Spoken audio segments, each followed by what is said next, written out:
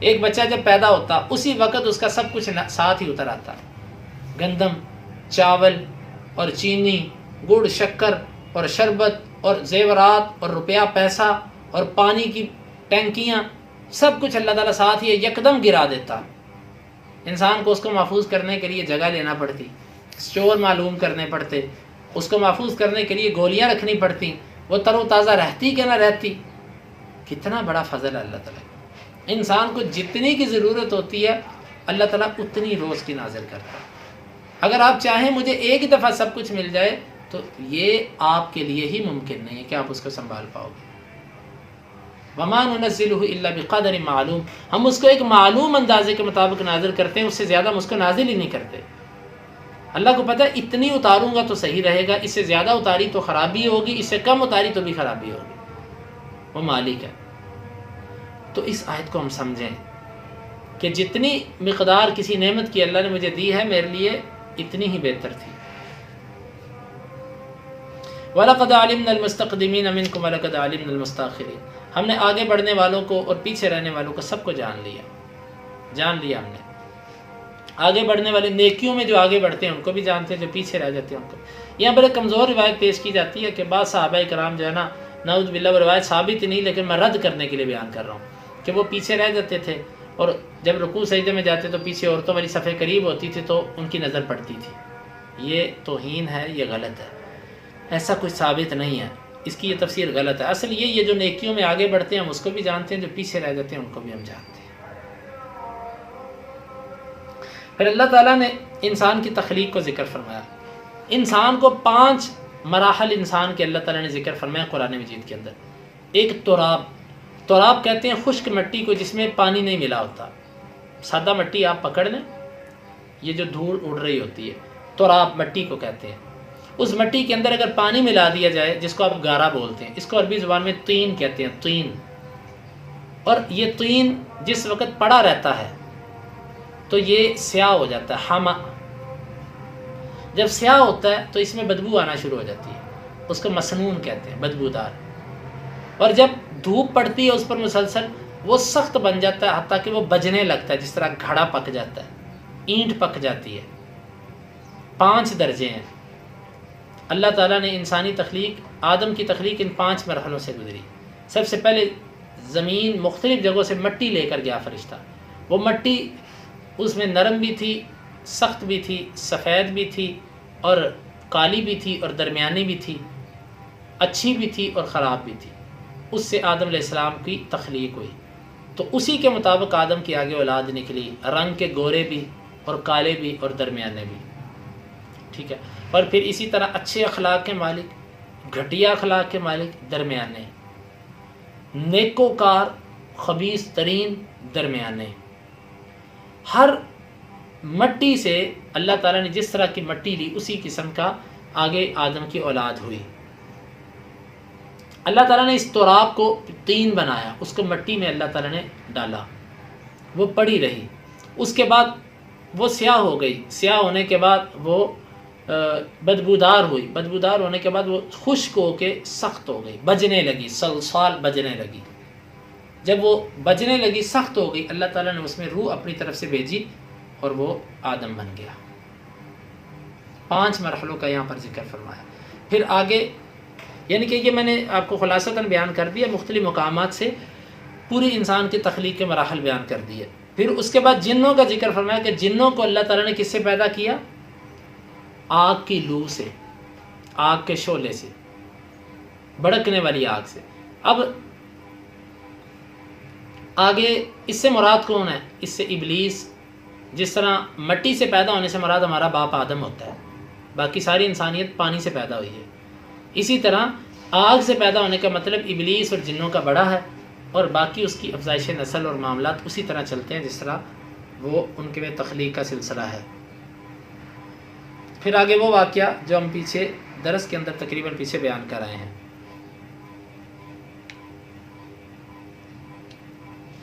ابلیس نے کہا اللہ میں تیرے بندوں کو لأغوینہم اجمعین، میں تیرے سارے کے سارے بندوں کو گمراہ کروں گا، الا عبادک منہم المخلصین، ہاں تیرے وہ بندے جو چنے ہوئے ہوں گے ان کو میں نہیں گمراہ کروں گا۔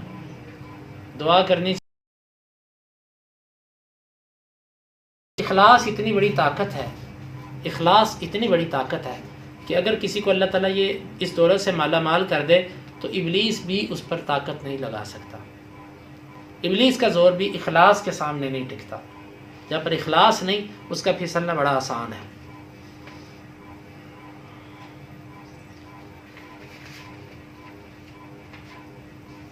پھر اللہ تعالیٰ نے آگے نیکوں کا ذکر فرمایا، ان کے انعام کا ذکر فرمایا کہ وہ جنت میں ہوں گے، لا یمسہم فیہا نصب ولا ہم منہا بمخرجین، نہ ان کو کسی قسم کی تھکاوٹ چھوئے گی اور نہ وہ سے نکالے جائیں گے۔ جنت کا ذکر انشاءاللہ ہم آگے والی صورتوں میں کریں گے۔ پھر ابراہیم علیہ السلام کا اللہ تعالیٰ نے واقعہ ذکر فرمایا اس صورت میں کہ جب ان کے پاس فرشتے آئے، خوشخبری دی، وہ ساری بات جو پیچھے بھی بیان ہو چکی ہے۔ پھر لوط علیہ السلام کا ذکر فرمایا کہ ان کے پاس جب فرشتے گئے تو وہ واقعہ بھی تقریباً پیچھے گزر چکا ہے۔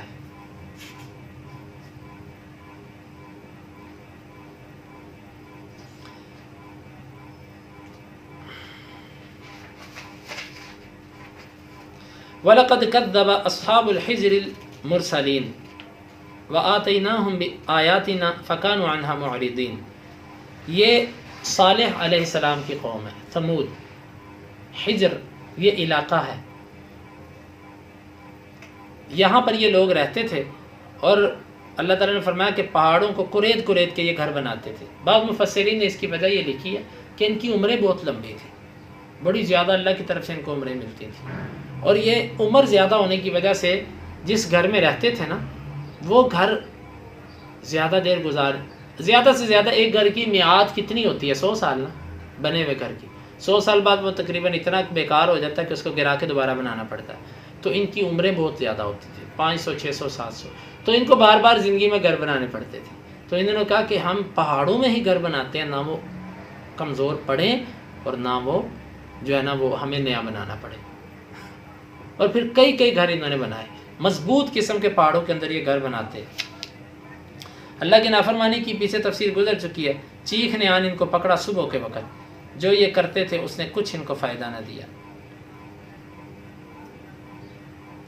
آگے اللہ تعالیٰ نے فرمایا کہ وما خلقنا السماوات والارض وما بینہما الا بالحق، ہم نے زمین و آسمان اور جو ان کے درمیان بے مقصد پیدا نہیں کیا، ان چیزوں کا ایک مقصد ہے۔ وان الساعۃ لآتیۃ فاصفح الصفح الجمیل، قیامت آنے والی ہے، بس آپ ان سے اچھی طرح رخ موڑیے۔ کن سے؟ کافروں سے۔ اللہ تعالیٰ ہمیں صبر عطا فرمائے۔ صبر بہت بڑی چیز ہے، جس کو یہ مل جاتا ہے وہ بندہ کامیاب ہو جاتا ہے، دنیا میں بھی اور آخرت میں بھی۔ اے نبی، منہ ہی پھیر لو۔ منہ پھیرنے کا معنی یہ نہیں ہوتا کہ دل میں رکھے رکھنا، دل سے بھی نکال دو۔ یہ جو آپ کے ساتھ کرتے ہیں دنیا میں اس کا بدلہ مت لو، دل سے بھی نکال دو۔ قیامت آنے والی ہے، اللہ تعالیٰ اس دن ان سے سارا بدلہ لے گا۔ وَلَقَدْ آتَيْنَاكَ سَبْعًا مِنَ الْمَثَانِ وَالْقُرْآنِ الْعَظِيمِ، 7 بار بار پڑھی جانے والی، حدیث کے اندر آتا ہے وہ فاتحہ مراد ہے، یہاں سے سورہ فاتحہ۔ نبی صلی اللہ علیہ وسلم نے ابی رضی اللہ عنہ کو بلایا تھا نماز کے دوران، تو وہ نماز پڑھ رہے تھے۔ جب وہ آئے تو آپ نے فرمایا کہ لیٹ کیوں کی؟ وہ کہنے لگے نماز پڑھ رہا تھا۔ آپ نے فرمایا کہ تمہیں معلوم نہیں ہے کہ جب تمہیں اللہ اور اس کا رسول بلائے تو تم فوراً آؤ۔ پھر آپ نے ساتھ فرمایا کہ میں تمہیں قرآن کی سب سے بڑی صورت بتاؤں گا۔ وہ صورت کیا ہے؟ آپ نے فرمایا وہ فاتحہ ہے۔ وہ سبع المثانی والقرآن العظیم، وہ 7 بار بار پڑھی جانے والی آیات۔ بار بار پڑھی جانے والی آیت اس لیے کہ ہر رکعت کے اندر یہ پڑھی جاتی ہے، وہ امام کے پیچھے ہو، وہ منفرد ہو، وہ جو ہے نا وہ امام ہو، کوئی بھی ہو، ہر ایک کے لیے یہ بار بار ہر رکعت میں پڑھی جاتی ہے، کسی رکعت میں اس کی چھوٹ نہیں ہے۔ تو اس لیے اس کو سبع المثانی کہتے ہیں، بار بار پڑھی جانے والی۔ والقرآن العظیم، قرآن عظیم بھی اس کو کہا گیا۔ یہ اتنی جامع اور اتنی اہم صورت ہے کہ اس کی جامعیت کی بنا پر پورے قرآن کا نام اس کو دے دیا۔ اس کو کہتے ہیں کہ تسمیۃ الجزء باسم الکل، جز کا نام کل سے رکھ دینا۔ قرآن مجید کل ہے، اس کا نام جز سے رکھ دیا سورہ فاتحہ۔ لا تمدن عینیک الی ما متعنا به ازواجا منهم ولا تحزن علیہم واخفض جناحک للمؤمنین۔ یہ اللہ تعالیٰ نے اپنے نبی صلی اللہ علیہ وسلم کو حکم دیا۔ جب اللہ کے نبی صلی اللہ علیہ وسلم کو یہ حکم ہے، مجھے اور آپ کو خاص طور پر یہ حکم ہے۔ وہ کیا ہے؟ ہم نے جو ان کافروں کو دنیا دے رکھی ہے آپ نے آنکھیں اٹھا کر ادھر نہیں دیکھنا. ہم نے جو ان کو دنیا دے رکھی ہے آپ نے آنکھیں اٹھا کر ان کی طرف نہیں دیکھنا. کیوں؟ حدیث کے اندر بھی آتا ہے، رسول اللہ صلی اللہ علیہ وسلم نے فرمایا کہ انظروا الی من هو اسفل منکم، اپنے سے نیچے والے کی طرف دیکھو، اپنے سے اوپر والے کو نہ دیکھو. دنیا میں دین میں دیکھنا ہے. کیوں؟ یہ زیادہ لائق ہے کہ تم اللہ کی نعمت کی کہیں تحقیر نہ کر بیٹھنا. تم اوپر دیکھتے ہو نا، اس کی تمہیں سزا ملے گی اوپر دیکھنے کی، کہ تمہارے پاس جو نعمت ہے تم اس کو حقیر جاننا شروع کر دو. ہمیشہ اپنے سے کمزور کو دیکھو. کرائے کا گھر ہے اس کو دیکھو جس کے پاس یہ بھی نہیں ہے. کپڑے ہیں اس کو دیکھو جس کے پاس یہ بھی نہیں. جوتا ہے اس کو دیکھو جس کے پاس یہ بھی نہیں ہے. البتہ دین کے معاملے میں اپنے سے اوپر والے کو دیکھو کہ کس طرح وہ میرے سے اوپر ہے، میں بھی محنت کر کے آگے نکلنے کی کوشش کروں. اللہ تعالیٰ نے جب اپنے نبی کو روک دیا تو پھر آج مسلمانوں کا کافروں کے گھر، ان کے ملک، ان کی معیشت اور ان چیزوں کو دیکھ کر للچانا اور وہ حاصل کرنے کی کوشش کرنا. اللہ کے بندو، جو نعمت جو اللہ تعالیٰ نے آپ کو رحمت آپ پر کر دی ہے نا، قیامت کے دن کافر ساری دنیا اور جو کچھ اس میں ہے وہ اور اس کی مثل اور کچھ دے کر بھی وہ نعمت لینا چاہے گا لیکن اس کو نہیں ملے گی. اللہ تعالیٰ نے آپ کو جو نعمت عطا کر دی ہے ایمان، اس کو دنیا کی کوئی ترقی نہیں پہنچ سکتی. لیکن ایمان کی قدر اسی کو ہے نا کہ جس کو اللہ تعالیٰ نے بصیرت عطا فرمائی ہوئی ہے. جو اندھا ہے بیچارہ، اس کو ایمان سے کیا لگے؟ اس کے نزدیک تو سڑکیں اچھی ہونی چاہیے اور شلیاں پٹاخے جدید ہونے چاہیے جس کو ایٹم بم کہہ دیتے ہیں، اور اس کے علاوہ دنیا کی تعلیم اور جہالت، جس کو دنیا کی تعلیم کیا ہے؟ جو تعلیم آپ کو اللہ کا تعارف نہ کروائے اس کو تعلیم کون کہتا ہے؟ وہ جہالت. اصل جہالت کی یونیورسٹیاں یہ دنیا کی ہیں کہ جو آپ کو اتنا ہی نہیں بتاتی کہ آپ کو پیدا کرنے والے کے آپ پر کیا حقوق ہیں.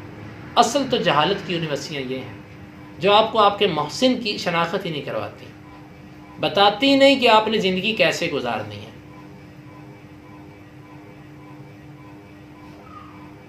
یہ صرف اور صرف اسلام بتاتا ہے. اور جو جاہل انسان ہے وہ اسلام اور اس کی تعلیمات کو جہالت کی یونیورسٹیاں کہے گا.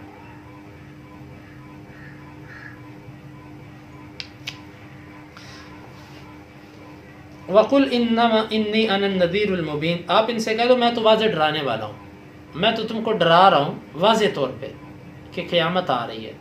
آپ صلی اللہ علیہ وسلم نے حدیث کے اندر اس کی مثال بیان فرمائی. آپ نے فرمایا میری مثال ایسے ہے کہ جس طرح کسی قوم کو کوئی ڈرانے والا آیا، اس نے کہا لوگوں ایک قافلہ آ رہا ہے، وہ تم پر حملہ کر رہا ہے. اس کی بات سنتے ہی کچھ لوگوں نے سامان باندھا، وہاں سے نکل گئے، اور کچھ لوگوں نے سنی انسنی کر دی اور یار معمول کی بات ہے، کوئی بات نہیں. قافلہ بڑا طاقتور تھا، وہ آیا، جو بچے تھے اس نے ان کو تباہ و برباد کر دیا، جو نکل گئے وہ بچ گئے. آپ نے فرمایا میں تمہیں خبر دینے آیا ہوں کہ قیامت آ رہی ہے. اللہ رب العالمین نے ایک ایسا دن رکھا ہے جو حساب و کتاب کا دن ہے، اس میں یہ معاملات ہوں گے. جس نے میری اس بات کو سن کر اس پر عمل کیا وہ بچ گیا، اور جس نے عمل نہ کیا وہ تباہ ہو گیا، وہ ناکام ہو گیا.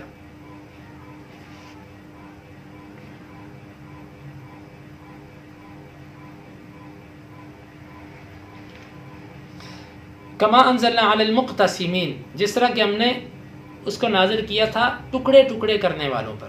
الذین جعلوا القرآن عضین، وہ لوگ، قرآن سے مراد یہاں پر آسمانی کتاب ہے، جنہوں نے اپنے اوپر اترنے والی کتاب کو ٹکڑے ٹکڑے کر دیا. کیا مطلب اس کا؟ الراجح اس کی تفسیر یہ ہے کہ اس سے مراد اہل کتاب ہے. انہوں نے اپنے اوپر اترنے والی کتاب کو ٹکڑے ٹکڑے کر دیا. ٹکڑے ٹکڑے کرنے سے مراد ہے کسی ٹکڑے کو مانا کسی کو نہ مانا، کسی کو باقی رکھا کسی میں تحریف کر دی. یہ ہے ٹکڑے ٹکڑے کرنے کا معنی. یعنی کہ ان پر ہم نے کتاب اتاری تھی، انہوں نے تو اس کو ٹکڑے ٹکڑے کر دیا. تو ہمیں کہا جا رہا ہے کہ تم ٹکڑے ٹکڑے نہ کرنا قرآن کو، کہ جس کو دل کیا مان لیا، جس کو دل کیا رد کر دیا. یہ کام تم نہ کرنا.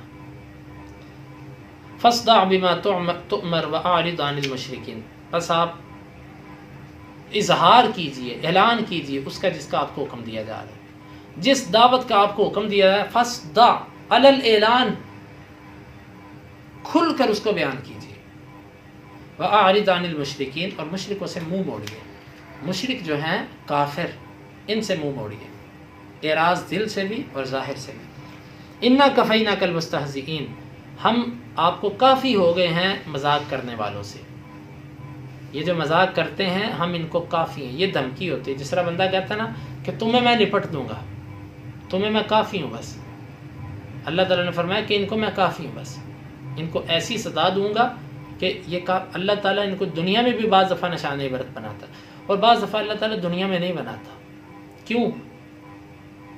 کہ بعد والے کافر جو ہیں نا وہ بھی اپنے بغض اور نفرت کا کھل کے اظہار کریں. اگر ایک اللہ کے نبی صلی اللہ علیہ وسلم کی توہین کرتا، قرآن کی توہین کرتا، اللہ تعالیٰ اسی وقت اس کو نشان عبرت بنا دیتا، تو باقی شیاطین ڈرتے ہوئے نہ کرتے، مانتے بھی نہ اور ڈرتے ہوئے کرتے بھی نہ. اللہ تعالیٰ یہ چاہتا کہ نہیں، اپنے خبث باطن کا اظہار کھل کے کرے. اسی لیے اللہ تعالیٰ فوری طور پہ سزا نہیں دیتا. وَلَقَدْ نَعْلَمُ أَنَّكَ يَضِيقُ صَدْرُكَ بِمَا يَقُولُ، ہمیں پتہ ہے آپ کا سینہ تنگ پڑتا ہے ان باتوں پر جو یہ کہتے ہیں.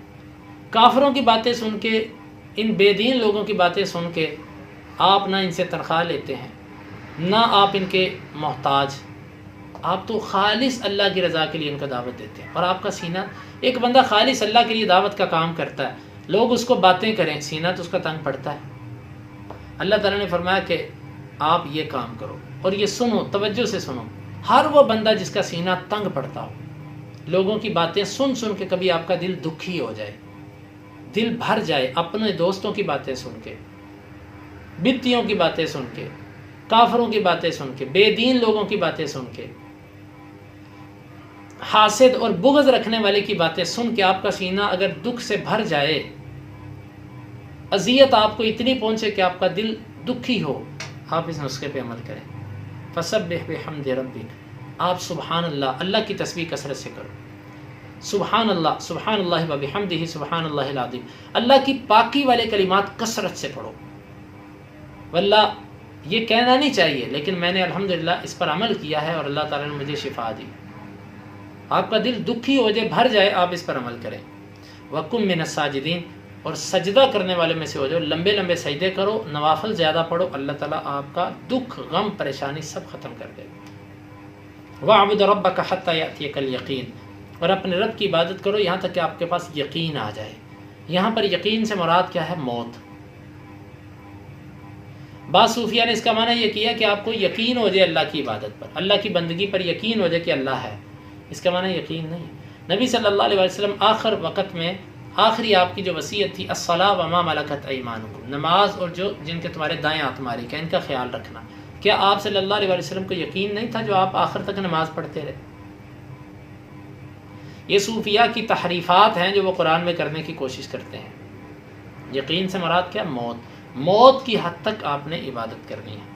اللہ تعالیٰ سے دعا ہے کہ اللہ تعالیٰ اس پہ عمل کی توفیق عطا فرمائے.